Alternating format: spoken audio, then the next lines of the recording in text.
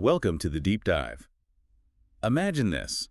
It's the mid-1800s, a time of massive change, science booming, people questioning religion, and suddenly there's this flood of messages, supposedly from, well, the spirit world. Right, and these aren't just hello from the other side notes. They're presenting this really radical blueprint, challenging ideas about God, death, what humans are capable of. Exactly. What if these messages, these flashes from the spirit land, were so potent they could actually rewrite your whole view of reality? That's what we're diving into. It really is. The core of our deep dive today is this fascinating collection of sources, all centered around a book called Flashes of Light from the Spirit Land. Okay. It's essentially a compilation of communications that supposedly came through a medium, a Mrs. J.H. Conant, and were first printed in a newspaper, The Banner of Light. Got it. So our mission today is basically to unpack what these specific historical spirit teachings were saying. We're looking at the core insights as presented in these sources. And that's the key thing. We're sticking strictly to the material we have in front of us. No bringing in outside ideas, no 21st century analysis, just like, what did these spirits, through these specific records, claim to be teaching back then? Right. Just the facts, as presented in the 19th century.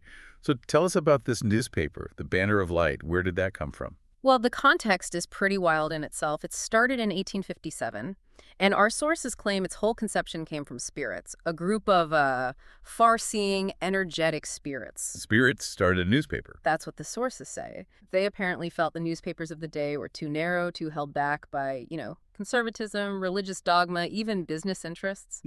So they decided they needed their own channel, a dedicated way for communication between, well, their world and ours. Wow. Okay, so they needed people on this side to run it, presumably. Absolutely. They found their children of Earth, as the source puts it. The paper was published by William White & Co. That's William White, Luther Colby, and Isaac B. Rich, listed as the proprietors. They were the human side of the operation. The earthly management team for a spirit-led media company. That's something else. And Mrs. J.H. Conant was central to this. Very central, especially for getting these detailed messages out. She's described in almost, well, reverent terms, the trusted channel of oracles, the chief medium for the paper's message department. That was where they answered questions sent in by the public. Okay, so she wasn't just any medium. She was the medium for this specific public communication effort. Right. And her mediumship is presented as this innate thing, a gift of God. It wasn't just about being open-minded. It apparently required specific physical peculiarities. Ah, so like a biological predisposition. Seems like it. The way it worked involved spirits overshadowing or surrounding the body. It sounds less like a skill you learn and more like something inherent to her constitution. Interesting. And the book itself, Flashes of Light, how did that come about? That was put together by a man named Alan Putnam, and the sources say he was directly instructed by Spirit Theodore Parker. Theodore Parker, the famous minister and abolitionist. He died in 1860. The very same. Apparently, he was a frequent and a pretty prominent communicator through the Banner after his death, and he told Putnam to collect these Q&A sessions from the paper. Wow. Okay, so Parker, speaking as a spirit, directs the compilation of his own and others' spirit messages. What were his instructions? He was apparently quite clear. Arrange everything chronologically, starting from summer 1867, and crucially, preserve the exact language, verbatim, just as it appeared in the Banner. No editing, no interpretation by Putnam. None. The goal was a fair and ample compendium of the Spirit's teachings on topics of general public interest. It was meant to be a direct pipeline, unfiltered. Okay, that sets the scene incredibly well. Spirit newspaper, gifted medium, spirit editor. Let's get into the actual sessions, these Banner circles. What were they like? Well, picture this. A public meeting in Boston, and the doors were open gratuitously. Free admission. Anyone could come. Free? How many people showed up?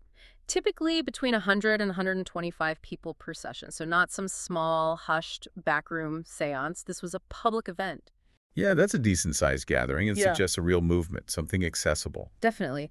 And the process was quite formal, structured. Mrs. Conant would take her seat, often on a platform.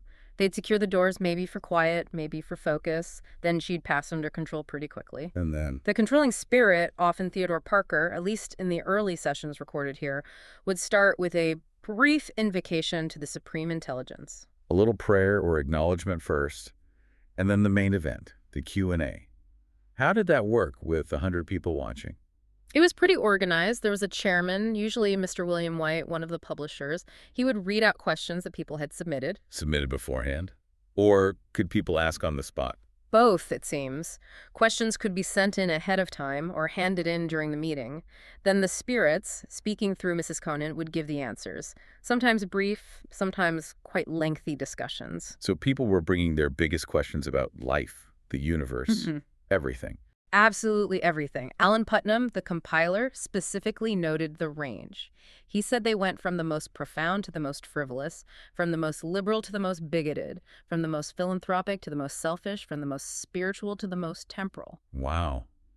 That covers pretty much the entire human experience. Did they actually answer the frivolous or maybe even bigoted ones? According to Putnam, yes. He states all questions were kindly answered, which suggests a real commitment, doesn't it, to address whatever was on people's minds, no matter how seemingly small or controversial. That is fascinating. Sure. Okay, let's dig into the mechanics. How did the spirits actually use Mrs. Conant? You said she wasn't necessarily a great intellect in her normal state. Right. She's described as having just average intellectual and literary ability when she was just being herself. Manifestly incompetent, the source says, to produce these complex, wide-ranging answers without spirit help. So the spirits saw her as a tool. They used words like instrument, temporary vessel, a sensitive instrument, like a specialized piece of equipment, maybe. Okay. And what happened to her consciousness when this was going on? The sources say that when a foreign or controlling spirit took over, her own consciousness would retire or go out. Go out, like she wasn't there. Yeah, the analogy they use is quite striking. It's like she steps out of the driver's seat so someone else can drive the car, specifically to avoid collision. Collision between her mind and the spirit's mind. That seems to be the implication. Yeah. That her own mental activity needed to kind of recede to let the spirit use the physical instrument without interference from her own thoughts or personality. Makes sense in a way. Yeah. And were there different ways spirits could do this? Yes. The sources mention multiple methods of control or influence. One was overshadowing or surrounding the subject. Father Henry Pitts James, another spirit communicator, apparently used this method. Right. Another was absorption, acting from the inside out. Spirits could also apparently control just specific organs, or for what they called thorough control, manage all of the medium's organs at once. So it wasn't just one way of doing it. It could vary depending on the spirit or the situation. Seems so. And they added another layer of complexity, this idea of two nervous systems. Two nervous systems in one body. That's the concept presented. Like, there's the medium's own inner spirit's motive power and nervous structure, and then there's a separate external motive nervous system that the visiting spirit controls. Okay, let me see if I get this. It's like the body has two wiring diagrams. The medium uses one, the spirit uses the other, and they aren't necessarily connected. So the medium might not even know what's happening. That appears to be the model described. It offers a potential explanation for why mediums often didn't remember the messages given through them. But even with all this, communication wasn't always smooth sailing. Right. They mentioned challenges. What kinds of problems did they run into? Several things could make answers unclear or vague. The spirit communicating might be, well, far away, spiritually speaking.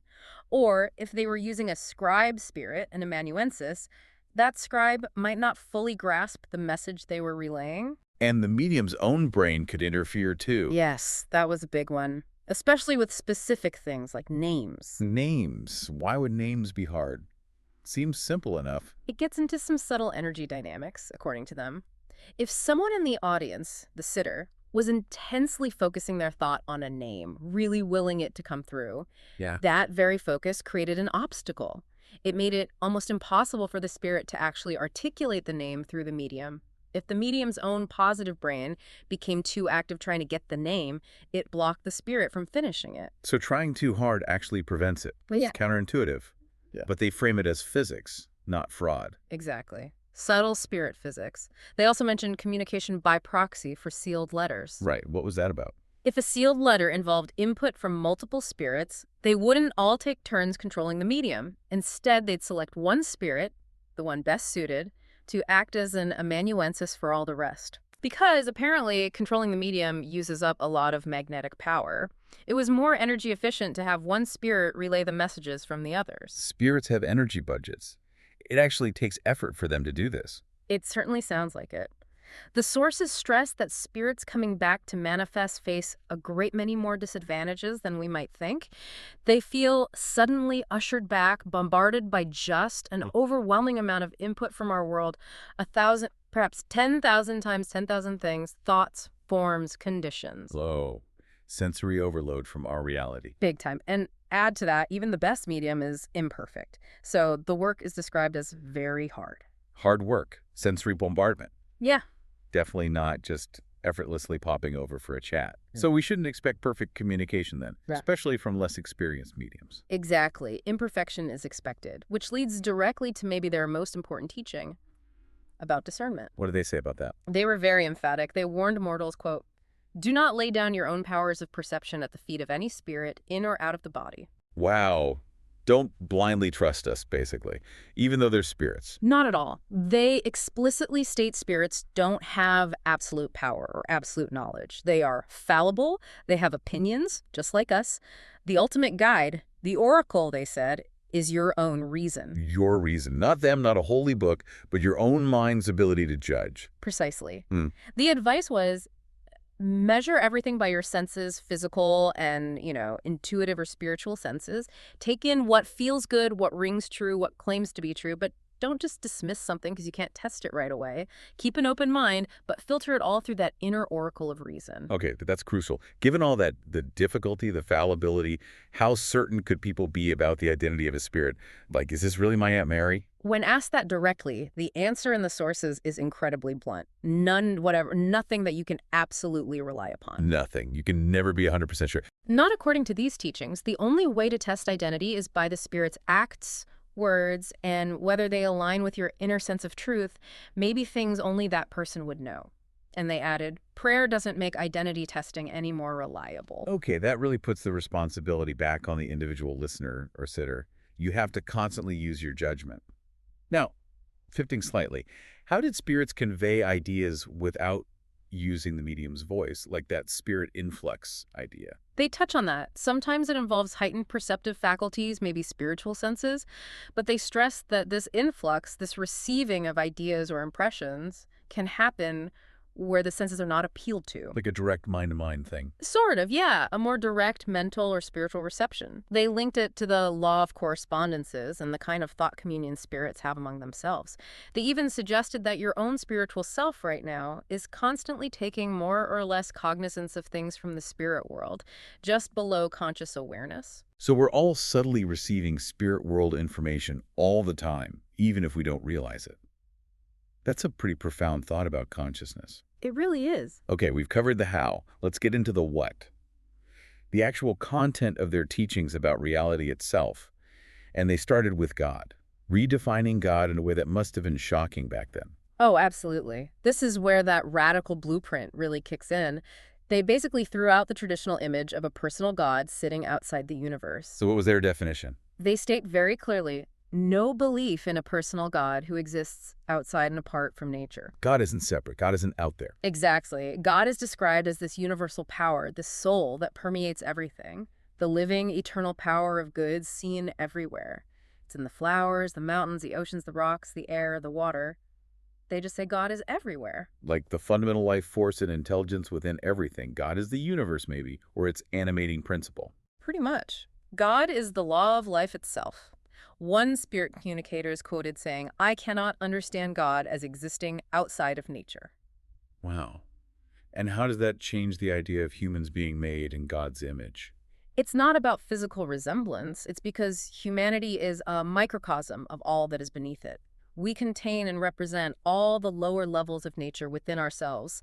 That's how we reflect the divine universal life. So we embody the universal law that is God, and this God, being law in nature, doesn't break its own rules with miracles. Correct.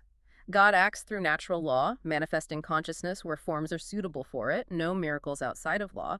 What looks like a miracle is just humans not understanding the law being applied. Okay, so if God is this all-pervading life force, what about the spirit world? Yeah. Is it a place like heaven or hell? Again, a radical redefinition here. The sources are explicit. The spirit world is not a physical locality. It's made up of conditions of mind, different states of being. Conditions of mind, so Yeah. your afterlife depends on your mental state. That's the core idea, the different spheres people talked about. Those just represent these varying mental and spiritual states. Your soul gravity and culture, as they put it, literally determines the society and the scenery you experience there. So two spirits could be in the same place, but experience totally different realities based on their inner development. Exactly. which explains why spirits might give conflicting reports. One sees beautiful gardens because that resonates with their inner state. Another sees something else entirely. Both could be telling their truth based on their condition. It's a reality you create from the inside out. But they still described it as real, right? Not just a dream. Oh, yes. Very substantial and real. Not flimsy or vague. It's a step beyond this mundane physical world, the beautiful perfection of this world. If a rose is beautiful here, its counterpart there is far more beautiful. All earthly forms have a more perfect representation there. What do spirits do there? Is it just eternal bliss or floating around? No, not at all. Earthly interests and occupations continue, but on a different level. Mechanics deal with thoughts of the mechanic, artists with thoughts of the beautiful representations. Thought itself becomes tangible, takes form. Thought is tangible. Wow. And there's no static endpoint, no final perfection or rest. Spirits keep learning, progressing through observation, study, research. They don't stagnate. They only move onwards and upwards. So growth continues indefinitely. Children Yeah. who die grow up there. Yes, they mature there. Everyone is constantly reaching for something better. Progression is changed. The soul moves in cycles, ever revolving around its sender, God, always gaining new life, developing new attributes. A constant dynamic evolution around the divine. Okay, let's talk about the spirit body. Is it like a Casper the Ghost situation? Aha! No, much more detailed than that. They say we have a spirit body right now, even before death. It's an ethereal covering for the nervous system. We have it now. Yep. And at physical death, this spirit body is expelled from the body by the electrical forces. That expulsion is the birth again, the second birth. Physical death is the second birth that flips things around. And the spirit body, is it complete? Absolutely. It possesses all the organs known to the natural body and all the attributes, all the functions known to the natural body and more also. Wait, hang on. All the organs, like a stomach, lungs, do spirits eat? The sources are explicit. Yes, spirits in the spirit world eat. They have hunger, thirst, using organs similar to ours, but appealing to spiritual senses. Spiritual hunger, they say, requires truth. Eating truth. Okay, so the needs are analogous, but the substance is spiritual. How do they talk to each other? They use something like sound, which vibrates the auditory nerves of the spirit body, not our physical nerves. They also have direct thought or mental communion, linked to that law of correspondences again. Where thoughts might just be perceived directly. Seems to be part of it. And they stress that outward expression and form are crucial. Seeing, feeling, hearing happens there. Without form and expression, there'd be no individuality, no external reality, just nothingness. Form is essential for identity, even there. What about earthly appearances? Scars, lost limbs. Those are gone. Physical disfigurements, missing parts, those belong to the outer physical form and are left behind. Okay. However, things like race or complexion characteristics of being, say, Negro or Indian, those do persist on the spirit body. Why the difference? Because those traits are seen as being created by the action of the inner or spiritual forces upon the outer or natural forces. They're considered deeper aspects of the individual's spiritual makeup manifesting, not just superficial physical accidents. That's a really interesting distinction. Deeper identity markers remain. Right. What about sex? Is there gender in the spirit world? Yes, they say there can be sex of the soul, which might even be independent of the physical body someone had on Earth. So a male soul could potentially inhabit a female body, and vice versa. And marriage? Spiritual marriage is the only true marriage. It's of the soul, where one man and the one woman form the whole, the rounded being.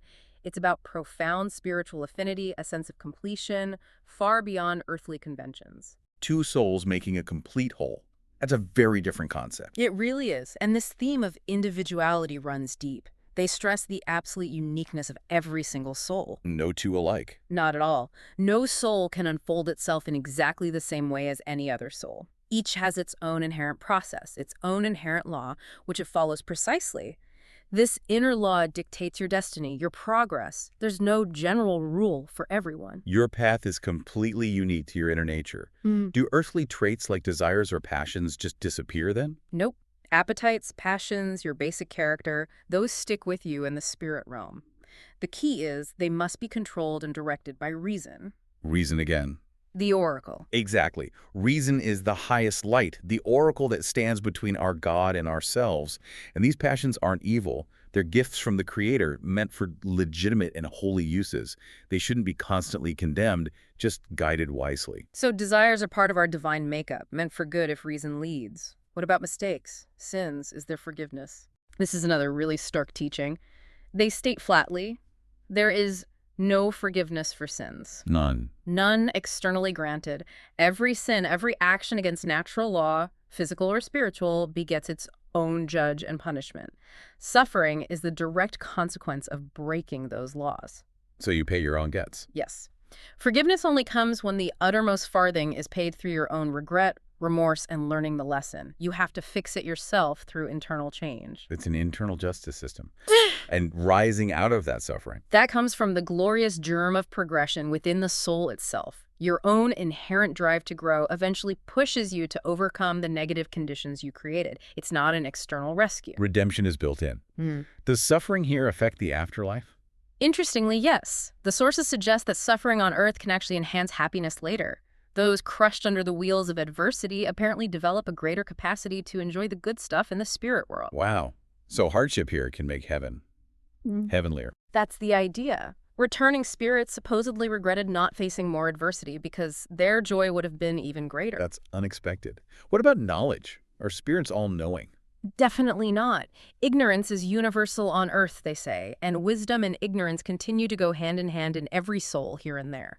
You learn gradually. So learning continues. How fast? Slowly. Progression happens by slow and distinct degrees. No shortcuts, no arches to span the gulfs of ignorance. You have to climb the ladder of wisdom rung by rung. No round can be skipped. Gradual, steady progress. Finally, on this reality section, how do they view spirit's relationship with matter? Are they totally separate? It connects back to that immanent God idea. Spirit is the fundamental reality, the manifestation of life, something our senses can't directly perceive. Life, what we can perceive, is the manifestation of spirit, the thing that leaves the body at death. That's spirit, co-eternal with the God spirit, part of the divine life. The body is an outgrowth of that spirit. Spirit comes up through matter, expressing itself according to the form it inhabits. So matter is how spirit expresses itself. Yes, and it's a beneficial relationship for both matter and intelligence.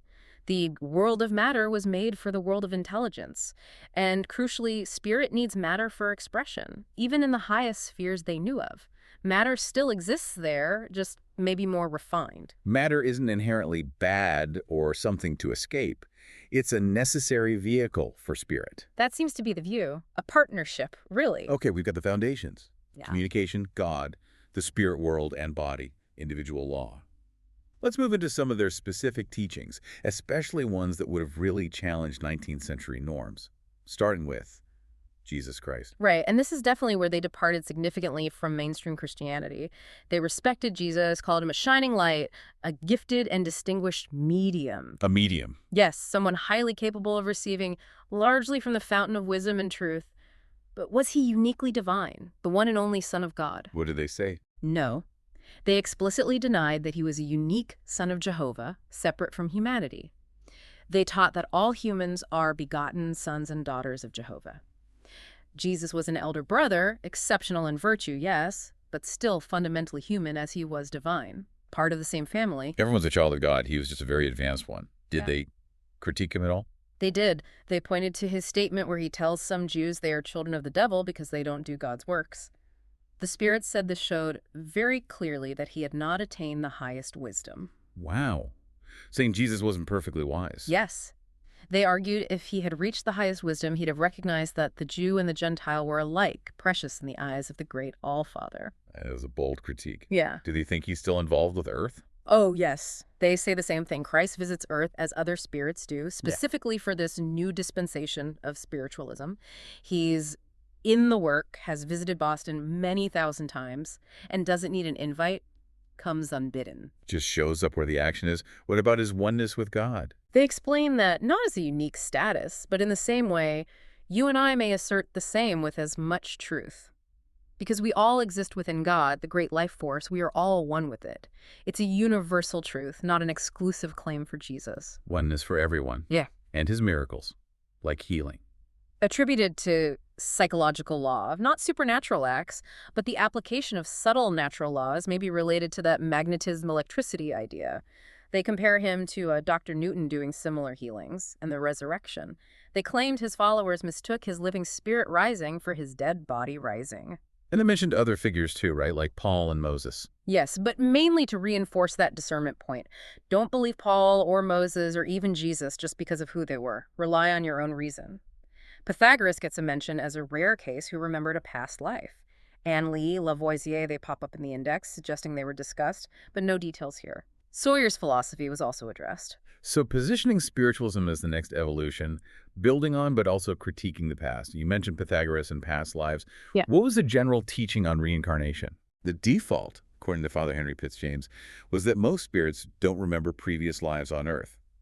However, they did acknowledge some spirits did claim distinct memories of prior human lives. So it happens sometimes. How? The explanation is very specific. To remember a past life, the spirit has to come back into rapport with the original organism of that life. They can't project that memory through a different medium. The connection is specific to the original life's spiritual counterpart. Okay. That ties the memory very specifically to the original incarnation. Makes sense why it might be rare. Let's shift to how spirits might influence things here on Earth more generally. The atmosphere came up earlier. Yeah, it's a great repository of elements for forms. Spirits use its energies, its atmosphere or light or spirit, both there and maybe interacting here. And can they actively influence us, like the old phrase, lead people into the wilderness? The sources say absolutely yes, they can still do that. Their knowledge comes from observation, letting them see cause and effect, maybe anticipate futures, and earthly troubles. Unhappy memories do carry over for a while, but they eventually pass. So, not always benevolent influence, and problems don't vanish at death. They also talked about spirits being in close rapport with us. Very close, yes, and exercising a very large amount of power over mortals and even conditions of time. They linked this directly to some earthly problems. Like what? Alcohol addiction was a big one. They suggested it could be worsened by spirits who hadn't kicked their own habits from life. The solution might involve not just treating the person, but trying to call back the influencing spirit. Whoa.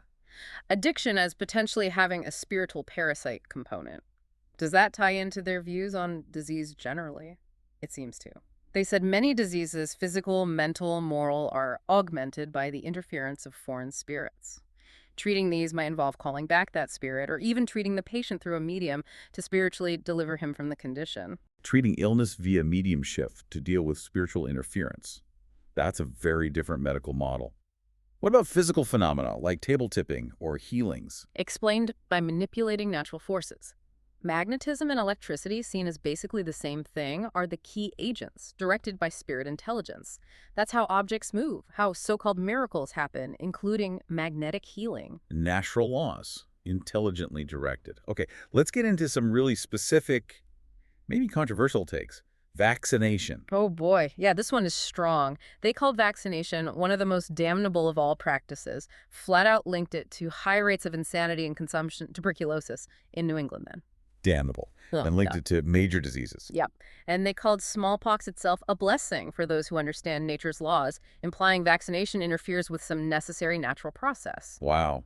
Calling smallpox a blessing. Wow. That's an extreme stance against that medical intervention. They also had rules about handling bodies after death. Yes, very specific. Doing things like post-mortems less than 3 days after death causes distress to the spirit because it hasn't fully let go of the body yet. Having strangers handle funeral prep also chains the spirit. Friends should do it. Even putting the body on ice too soon causes positive distress and slows natural decomposition. So the spirit stays connected and affected for a few days. That must have been startling news. What about things like spirit lights seen in séances? Explained as science. Electrical effusions, drawing power from the medium, ignited like a chemical process. They even mentioned spirit chemists being involved. The light isn't the spirit's body, just a temporary visible form they create using these energies to show they're there. Spirit chemists making lights. Okay, back to earthly habits, alcohol. Were they prohibitionists? No, surprisingly, they argued against its abuse, but not for destroying alcohol itself. It has many uses, they said. Destroying it because some people abuse it isn't wise. The focus should be education. Teach people to use and not abuse it. Moderation and education, not prohibition. Interesting. Did they weigh in on the big political issues of the 1860s and 70s? They definitely did. Post-Civil War, they addressed the right of Congress to legislate for these rebellious states. Their answer, yes, Congress absolutely had the right. The states surrendered politically when they surrendered militarily. They hadn't shown enough loyalty yet. Only time and good works could fix it. They called Reconstruction a greater struggle than the war itself. A very clear political stance for the time. What about women's rights? Female suffrage. Unequivocally progressive. Woman is often man's intellectual superior, never his inferior overall. Superstition put her lower, not God, so man has no right to keep her down. They directly compared it to abolitionism. The same power demanding freedom for enslaved people now demands freedom for woman in its largest and divinest sense. Wow. Putting women's suffrage on the same moral level as ending slavery. That's powerful. Did they talk about Reaganomics or property? Yes. Asked about property, they said laws of nature and justice guarantee everyone free use of natural elements, sunlight, air, water, earth, in needed quantities, forbidding all monopoly. No hoarding resources. Right. And a warning. Those finding heaven in real estate will step out of heaven when death visits them. Better to change your focus now, find inner peace to avoid terrible remorse later. The spiritual critique of materialism. What about the devil, a literal evil being? Nope. The greatest devil is in the human mind, a product of flawed human education, a thing of time, not a real entity.